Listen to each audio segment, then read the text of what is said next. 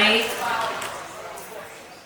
Good afternoon. Can you hear me okay? Good. Welcome to the 2024 Citizens Climate Lobby Great Lakes Regional Conference.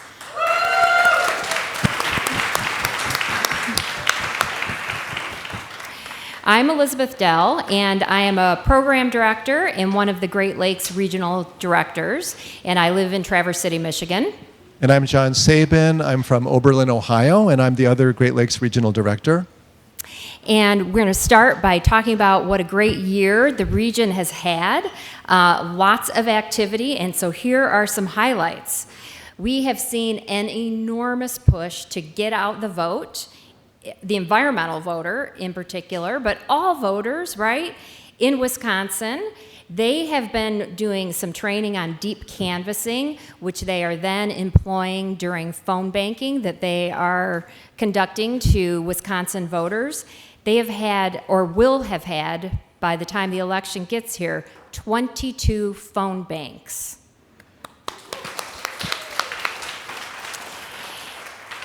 And volunteers in Michigan, Illinois, Indiana, and Ohio, the other states in the region, have collectively written over 25,000 Get Out the Vote postcards to likely environmental voters in our region. And Wisconsin has written an additional 20,000? 20,000. So it's terrific. Such an important thing to be doing this year. We sent 141 people from our region, including 15 college students and 3 high school students, to Washington, D.C. in June for our national conference and lobby day. Our region's volunteers are very effective in getting their Congress members to support climate legislation that we're advocating for. Of the 5 bills that we've been actively lobbying on in the past year, the Great Lakes region has 28 sponsors and co-sponsors.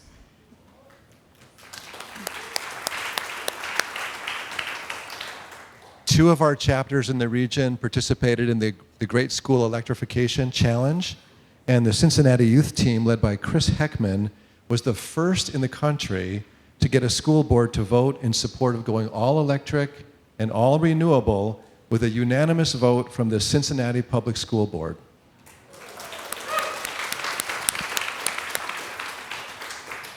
In Traverse City, Michigan, students from 2 high school sustainability clubs worked with CCL volunteer Susanna Tobin to adopt a similar resolution. Instead, the school board voted to create a sustainability committee that will include student representatives to develop a clear plan to electrify the district.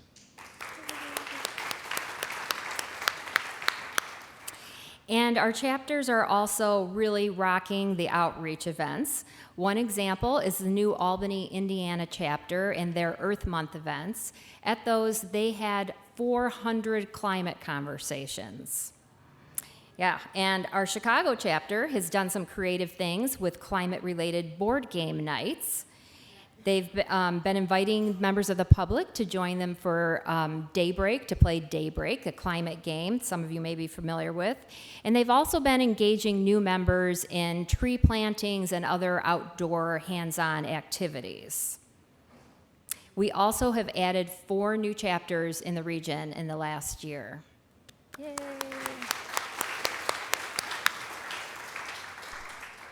Now, none of this would be possible without our terrific chapter leaders and congressional liaisons. So if you are a chapter leader or a liaison, would you please stand up? Thank you. Thank you so much for what you do to support your chapter's volunteers. We are also fortunate to have some amazing state coordinators who offer an additional layer of support for volunteers in each state. Now, for a variety of reasons, only 3 of them were able to come this year, but we'd like those 3 to stand. Jill Mitchler from Wisconsin, Marianne Renz from Michigan, and Linda Racine from Michigan, back here. Yes. In addition, I want to acknowledge others who are not here. Our Indiana State Coordinator, Marcia Veldman, is has an annual bike event that she's been doing for about 30 years. That is today. So she decided to do that, which we certainly understand. And our Illinois state coordinators, for family reasons, both couldn't make it, Alex Mariani and Scott Buckley. I want to acknowledge also from Wisconsin, Dan Dietrich is not here, but all of them, their presence is felt always. And I also want to acknowledge one of our former state coordinators and our research coordinator now at CCL, Rick Knight. Is Rick here? I saw him, and he was running to the, he might not be Rick's back not here back. on He'll time. be back later. Well, you can surprise him by saying happy birthday, because today is his birthday, and he is here with us. So let's make it a good day for Rick. And we'll plan to sing to him tonight at the reception, so keep that in mind. Yep. So we wanted to go over just a few logistics before we get started today. We're going to be in this room until 10 after 3 this afternoon, and then we're going to go to breakout sessions, which are in Classroom Building 1 across the bridge. There is one change in the program. Mary Radu, who was going to lead the personal resilience session, is not able to be here as her stepfather just went into hospice. So she's understandably with her stepdad and other family members. So I'm going to do my best to lead that session on very short notice, so bear with me if you come to that session. It's going to be fabulous is the rumor. Yes. If you haven't discovered this already, restrooms are down the hall this way. The water fountain right outside this door is not working, but if you go to my left around 2 corners, you can find a working water fountain. We also have both cold and hot water and coffee in the back of the room. All right, you will see in your program that 3 of the breakout sessions will take place here in this room, the atrium, and the others are in the classrooms, some classrooms in the classroom building. So you go out this way to the right and cross the bridge, and it's the first building on your left. Look for a sign. When you go into that building, look to your left, and you'll see a sign, and you go down a hallway, and all the classrooms are there. There are breaks between sessions that last between 15 and 25 minutes. We'll give a 5-minute warning chime for you to remind you to head back into the room or head into the room so that we can start on time and end on time. John? Yeah, our schedule wraps up at 5:30 this evening. We won't come back here after breakout sessions, so when the second round of breakout sessions are done at 5:30, then the program is done for the day. We'll have dinner will be on your own, and then we'll gather for a reception tonight at Hoffman House, which is connected to Holiday Inn Rockford. So if you're staying there, it'll be right there. The address is in the program. And that reception is from 7 to 10 o'clock tonight. We'll have light appetizers and a cash bar at the reception.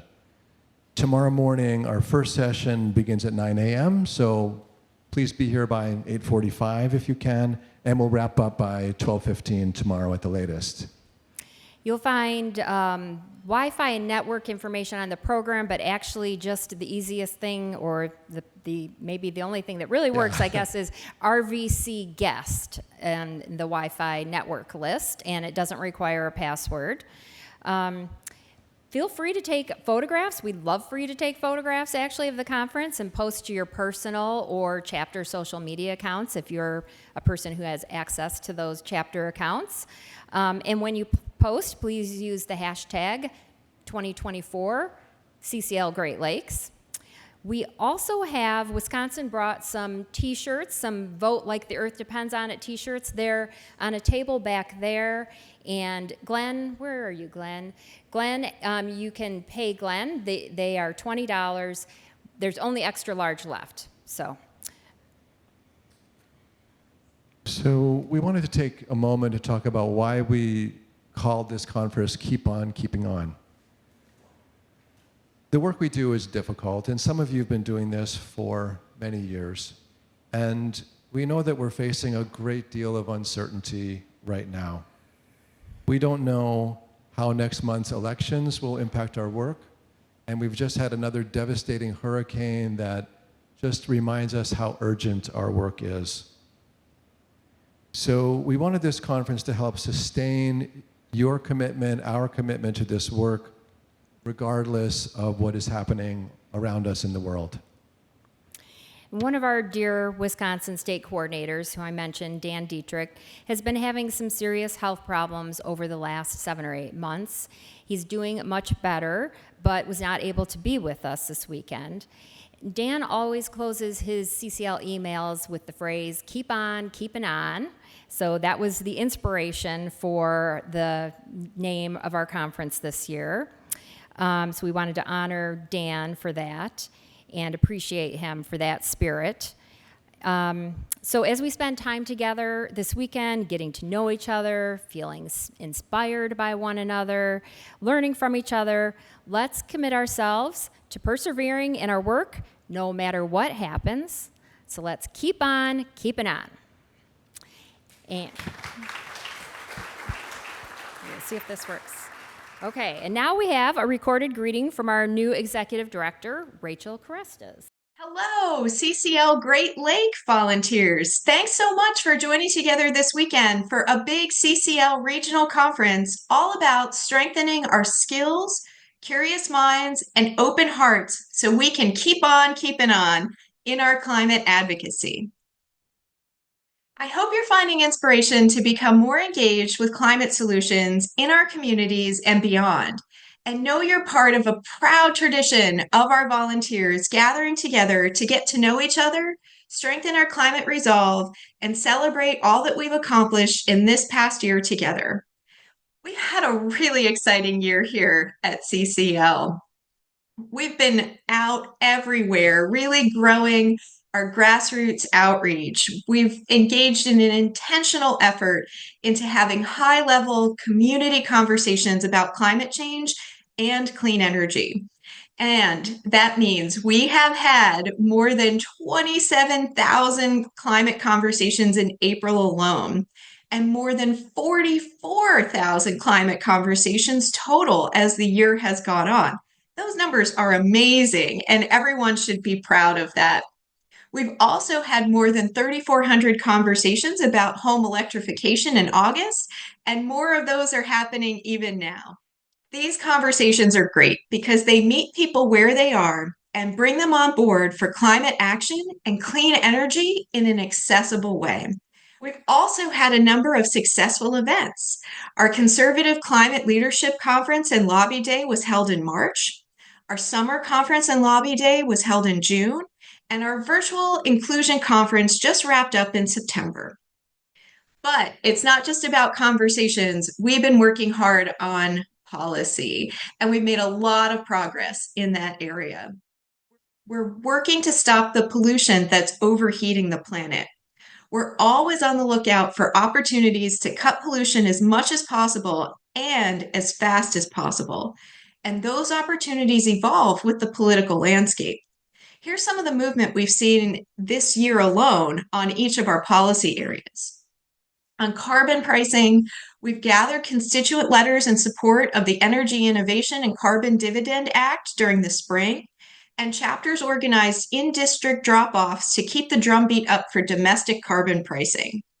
We also worked really hard on the Prove It Act, which would direct the Department of Energy to study and report on the emissions intensity of various products at home and abroad.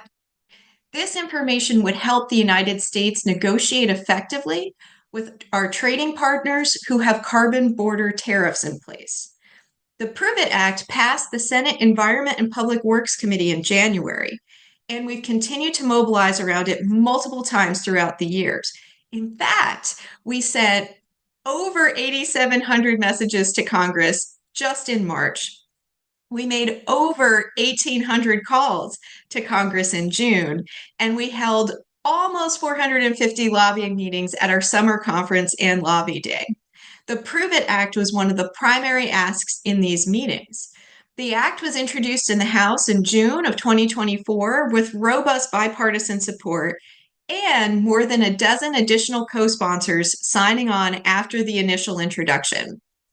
On clean energy permitting reform, CCL volunteers sent 11,476 messages to Congress in January, urging them to work on bipartisan clean energy permitting reform legislation.